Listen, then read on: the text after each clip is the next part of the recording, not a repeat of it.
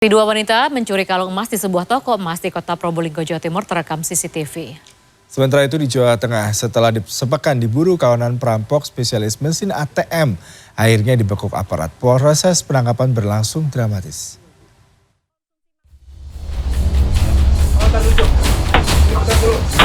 Inilah peristiwa perampokan mesin ATM milik BRI di Tegal, Jawa Tengah pada 10 September lalu.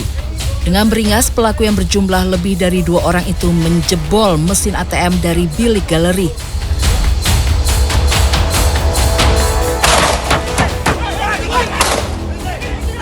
Setelah sepekan diburu, keempat tersangka pelaku dibekuk tim Jatan Ras Polda Jawa Tengah saat akan keluar dari pintu eksit tol Gayam Sari, Semarang. Penangkapan itu berlangsung dramatis yang diwarnai tembakan peringatan. Kapolda Jawa Tengah Irjen Pol Ahmad Lutfi menyebut komplotan ini memang spesialis pembobol mesin ATM yang sudah beraksi di 4 TKP dalam kurun waktu 6 bulan. Mereka dijerat dengan pasal 365 dengan ancaman hukuman maksimal 20 tahun penjara. Pencurian yang dilakukan 2 wanita di sebuah toko emas di Jalan Panglima Sudirman, Kota Probolinggo, Jawa Timur, terekam CCTV. Awalnya kedua pelaku yang berpura-pura sebagai pembeli ini memilah-milih kalung yang berada di etalase.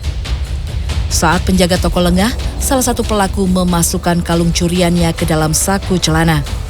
Keduanya lalu melenggang santai meninggalkan toko.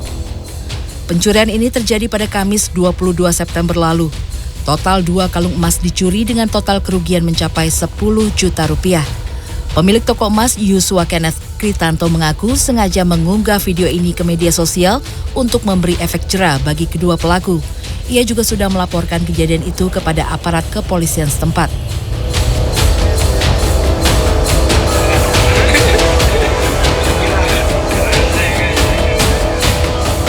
Perampokan minimarket yang terekam CCTV terjadi di kawasan Gayungan, Surabaya, Jawa Timur.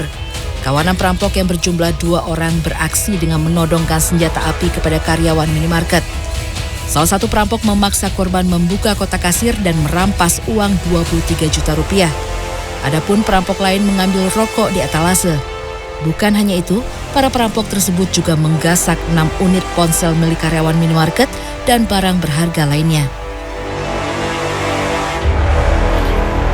Pasca kejadian, kedua perampok itu diringkus polisi dan kini ditahan di Polsek Gayungan. Para tersangka mengaku menggunakan senjata api mainan saat merampok minimarket pada 20 September lalu. Mereka sudah beberapa kali merampok di sejumlah minimarket dan SPBU dengan menggunakan modus yang sama. Tim Liputan CNN Indonesia.